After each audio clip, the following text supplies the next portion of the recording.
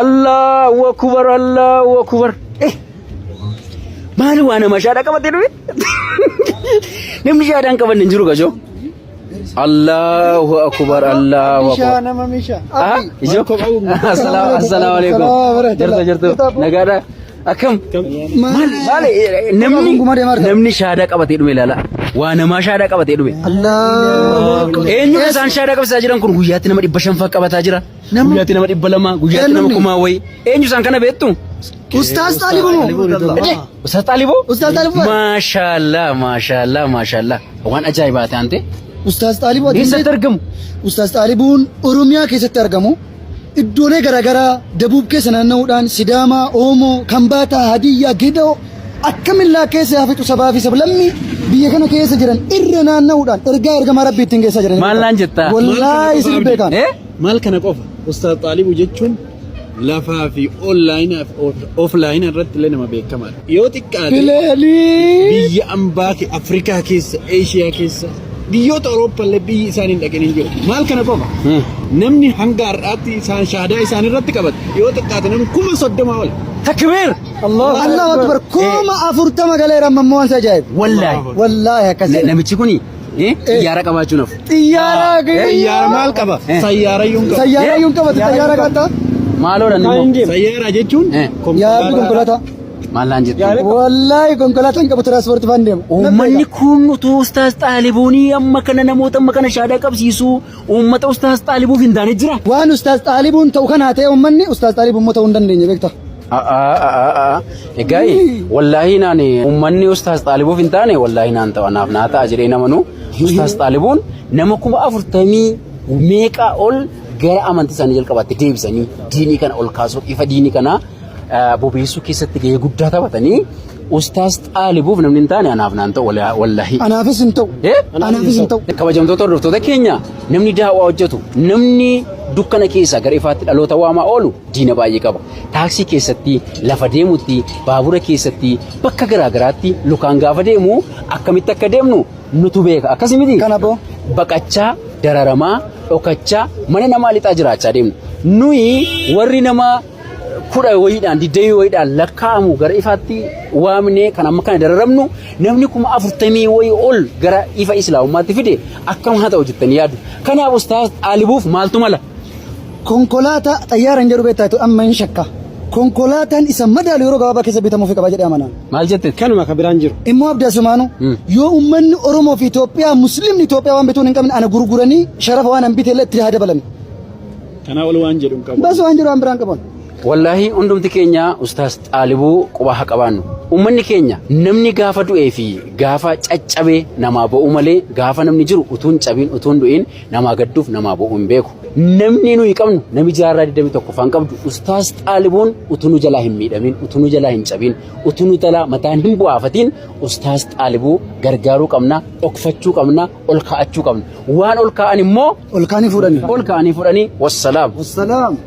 Assalamu alaikum wa rahmatullahi wa barakatuh. Amantiin Islaamaa amantii haqaa fi amantii ragaati.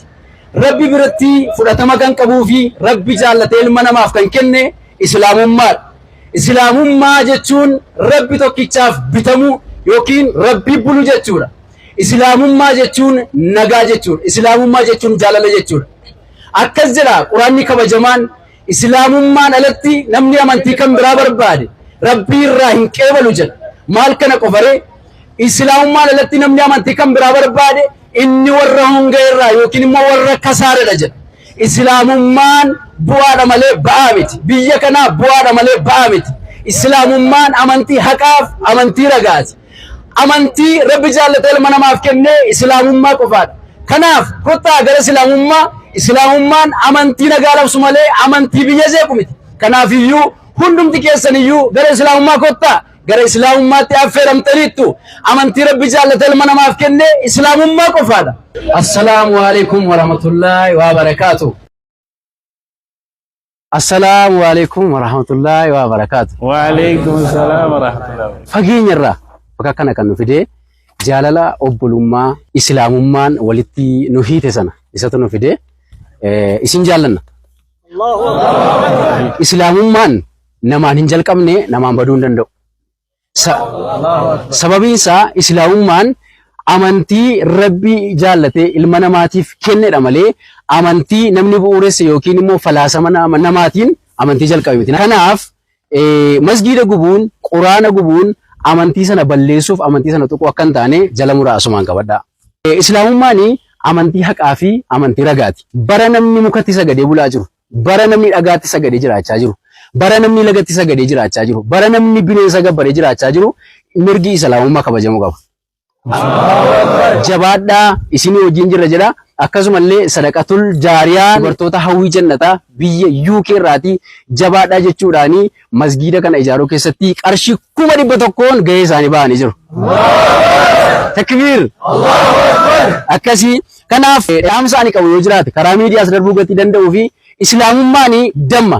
Islaamummaan damma gaafan jedhu dammi amala mi'aawuu ofuma isaatii qaba. Namni tokko damma utuu hin qammasiin yookiin immoo utuu hin dhamdhamiin hin mi'aawu jechuu hin danda'u. Sababiin isaa dammi amala mi'aawu uumamaan waan qabuu fi namni waa'ee dammaa haasa'uu danda'u damma sana dhamdhamuu qaba. Rasuulli sallallahu alaihi wasallam gaafa lubbuudhaan wal keessa jiran uummata anaa fi ana duuba jiraniif uummatee jedhaniidha kan isaan bu'aa turan, kan isaan imimmaan isaa dhangalaasaa turan, kan isaan mararamaaf jiran. Nuni garuu isaaniin arrabsina utuu hin beekin namni akka koo isaaniin arrabsaa ture hin jiru. Islaamummaan lafa kanarraa akka baduuf utuutti mallatteessaa jedhame namni jalqaba itti mallatteessu ana ture. Amma garuu namni dhugaadha. Amma garuu ji'a 2 fi wayii dargan gara islaamummaatti dhufe amantii islaamummaa kana arrabaan miti lubbuudhaan labsuudhaaf amma wareegamutti amma nduutti labsuudhaaf yeroo hundaa ni qophiidha. Assalaamu alaikum warahmatullahi wabarakatuh.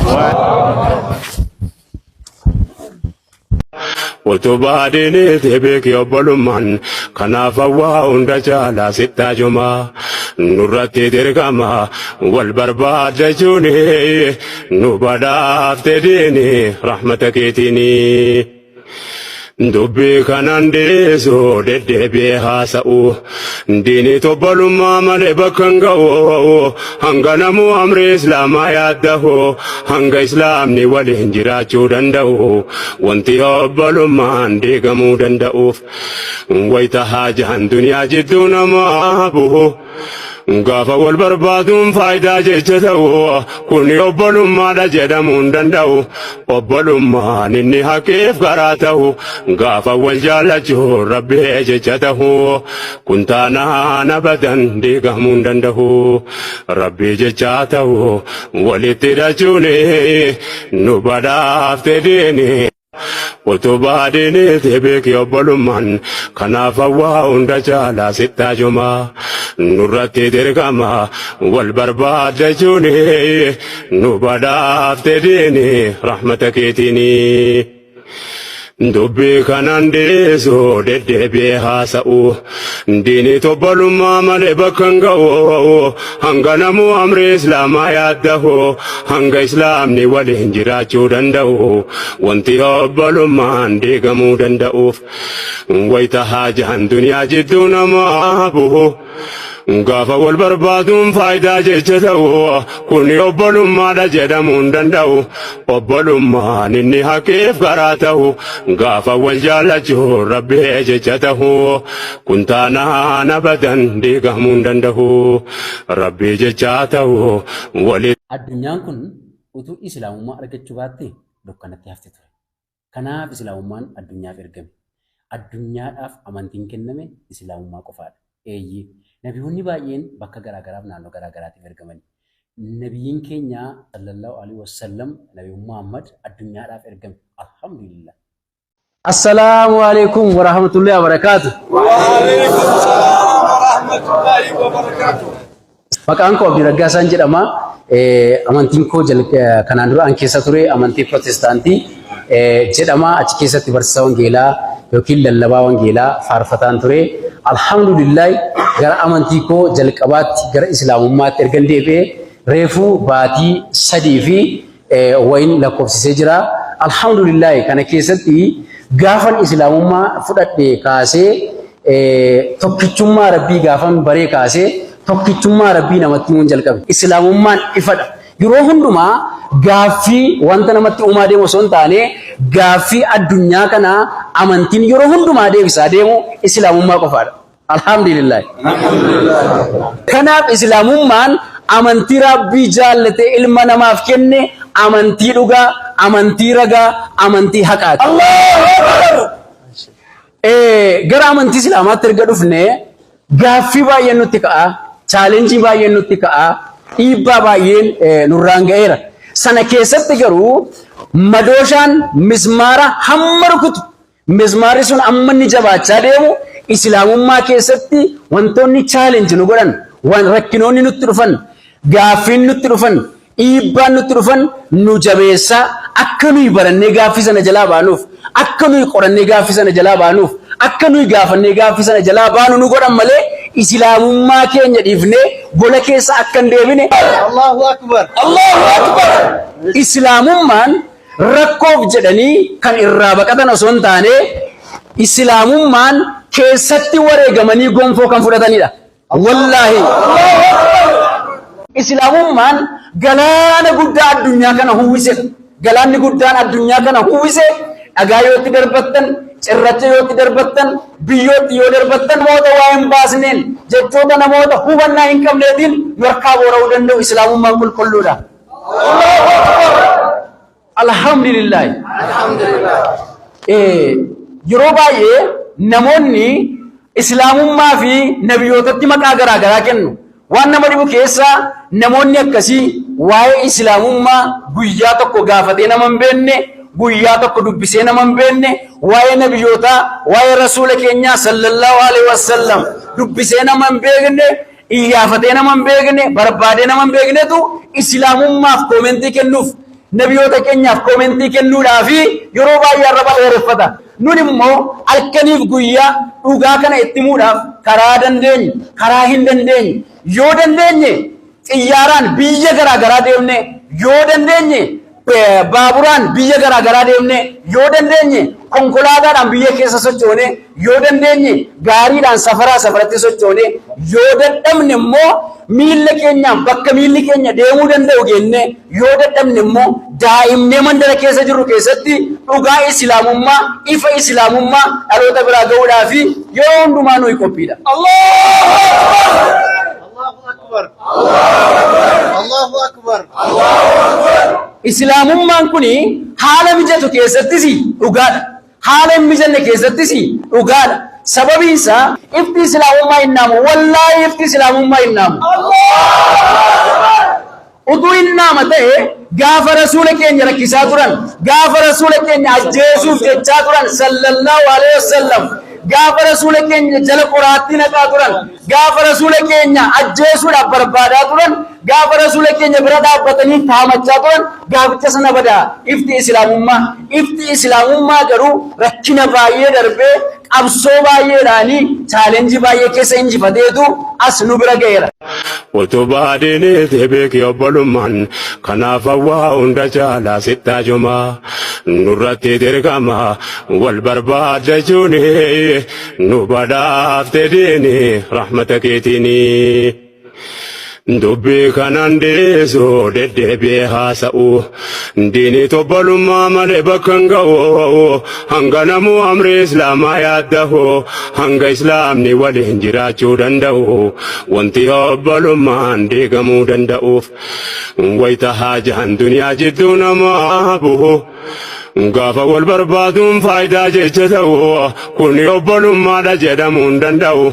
Obbolummaan inni haqeef garaa ta'u gaafa wal jaallachuun rabbee jecha ta'u kun taanaan abadan diigamuu hin danda'u. Rabbii jecha ta'u walitti hidhachuun nu badhaafte diini.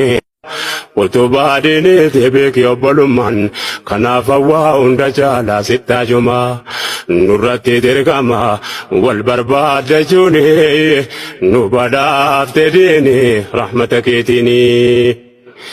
dubbii kanaan deesoo deddeebi'ee haasa'u diinii tobbalummaa malee bakka hin ga'u hanga namuu amrii islaamaa yaaddahu hanga islaamni waliin jiraachuu danda'u wanti obbalummaan diigamuu danda'uuf wayita haajaan duniyaa jidduu namaa bu'u gaafa wal barbaaduun faayidaa jecha ta'u kun obbolummaadha jedhamuu hin danda'u obbolummaan inni haqeef garaa ta'u gaafa wal jaallachuun rabbee jecha ta'u kun taanaan abadan diigamuu hin danda'u rabbii jecha ta'u wali. Assalaamu alaikum warahmatullahi wabarakatuh. Wa alaikum salaam yaa obboleessa kiyya akkam nagaa jirta? Yeroo tokko daawwatu gootaniitu qabamtanii maraatota hojii hidhamtan jedhani. Mee waa isiniin jedhedhan maraatuun kun maal isiniin jedhe? Maraatuun kun kisee salaatu nan sodaatiin anumarra duuda kiyyarratti si afamaa natti salaatinaan. Maaliif? Rabbitu beeksiseen kaa namichi maraatuun sun rabbumatu beeksiseen amantiin kun haqa jedheeti. Subhaanallah. Warra fayyaa qabu miti warri sammuu hin qabne iyyuu warri sammuu hin qabne bar na dhuga jedhee quraana qaraa. Karaa irratti amma kan maraate warratu fayyaa qabu amantii kanarraa goraa jiru immoo warra maraatu ta'e achi keessatti hidhamanii jiru. Kun raajiidha nama tokko kan maraatiin kan qara'u kan maraatu sun qara'aa jira. Kanaaf amantiin dhugaa faqaa islaamummaa qofaadha. Subhaanallah.